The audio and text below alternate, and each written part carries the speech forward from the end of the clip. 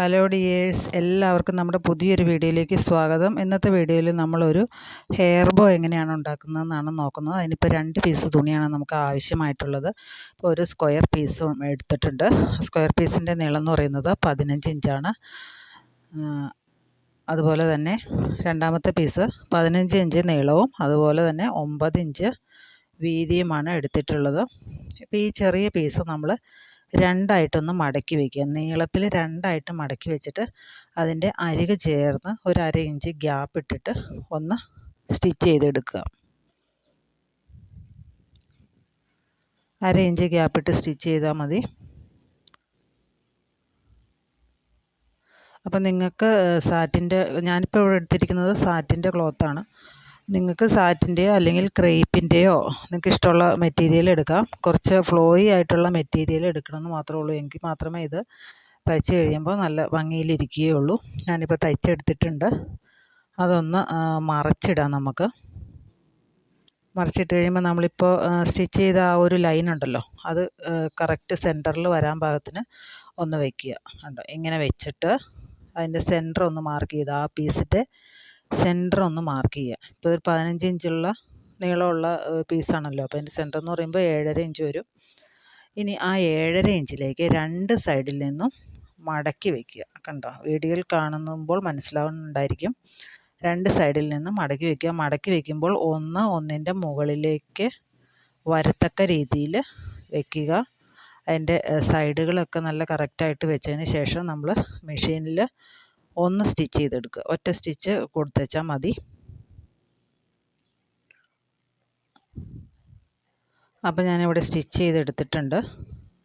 ഇനി ആ സ്റ്റിച്ച് ചെയ്തേക്കണ വശം തയ്യൽ തുമ്പൊക്കെ ഉള്ളത് താഴേക്ക് വരത്തക്ക രീതിയിൽ വെച്ചിട്ട് നമ്മളിങ്ങനെ ഞൊറിഞ്ഞെടുക്കണം. ഞൊറിഞ്ഞെടുക്കുക എന്ന് പറയുമ്പോൾ നമ്മുടെ ഉടുപ്പിനൊക്കെ ബോ ഉണ്ടാക്കില്ലേ, അതുമാതിരി.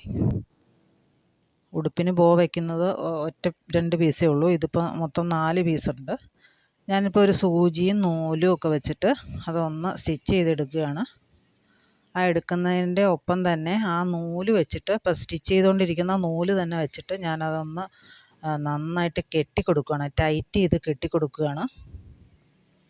കെട്ടിക്കൊടുക്കുമ്പോൾ ശ്രദ്ധിക്കുക, കറക്റ്റ് സെൻറ്ററിൽ തന്നെയാണോ എന്ന് ശ്രദ്ധിക്കുക. 2 സൈഡും ഒരേപോലെ വരണം. എന്നിട്ട് ഞാൻ ആ സൂചി വെച്ചിട്ടൊന്ന് നോട്ടിട്ട് കൊടുക്കുകയാണ്.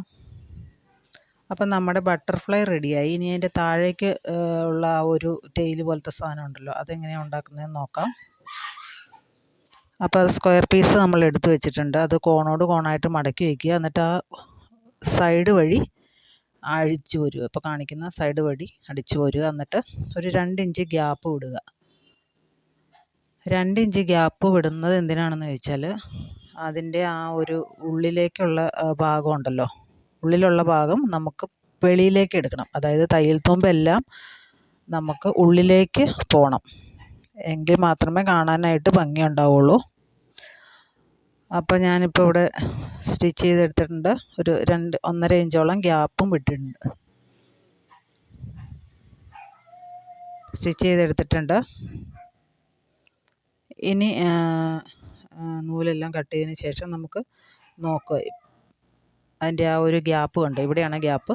ആ ഗ്യാപ്പിൽ കൂടി നമുക്ക് തുണി പുറത്തേക്ക് എടുക്കാം. നല്ല വശം പുറത്തേക്കിടാം. നല്ല വശം നമ്മൾ ഇപ്പോൾ പുറത്തേക്ക് ഇട്ടിട്ടുണ്ട്.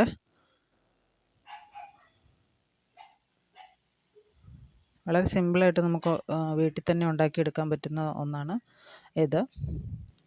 അപ്പോൾ നമ്മളെല്ലാം റെഡി ആക്കിയിട്ടുണ്ട്. ഇനി അതിൻ്റെ കോർണറുകളൊക്കെ ഒന്ന് കത്രികയോ അല്ലെങ്കിൽ സ്ക്രൂ ഡ്രൈവറോ എന്തെങ്കിലുമൊക്കെ വെച്ചിട്ട് ഒന്ന് ശരിയാക്കി എടുക്കുക. ശരിയാക്കി എടുത്തിട്ടുണ്ട് ഞാനിപ്പോൾ. താഴെ അപ്പോൾ ഒരു ഹോളുണ്ടല്ലോ, അതൊന്ന് അടയ്ക്കണം. അപ്പോൾ തയ്യൽ തുമ്പെല്ലാം കൂടെ ഉള്ളിലേക്ക് കയറ്റി വെച്ചിട്ട് ഒന്നിലും മെഷീനിൽ അടിക്കുക, അല്ലെങ്കിൽ നമ്മൾ കൈ കൊണ്ട് ഒന്ന്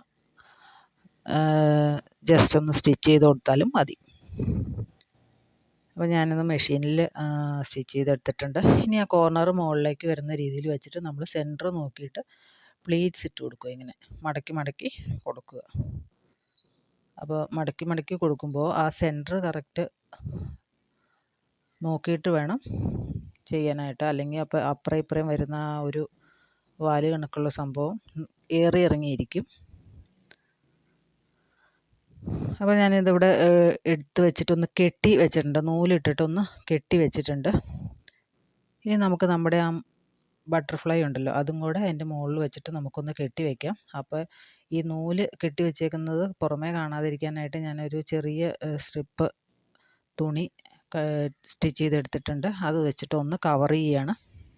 അപ്പോൾ അതിൻ്റെ താഴ്ഭാഗത്തായിട്ട് നമുക്കൊന്ന് സ്റ്റിച്ച് ചെയ്ത് കൊടുക്കാം.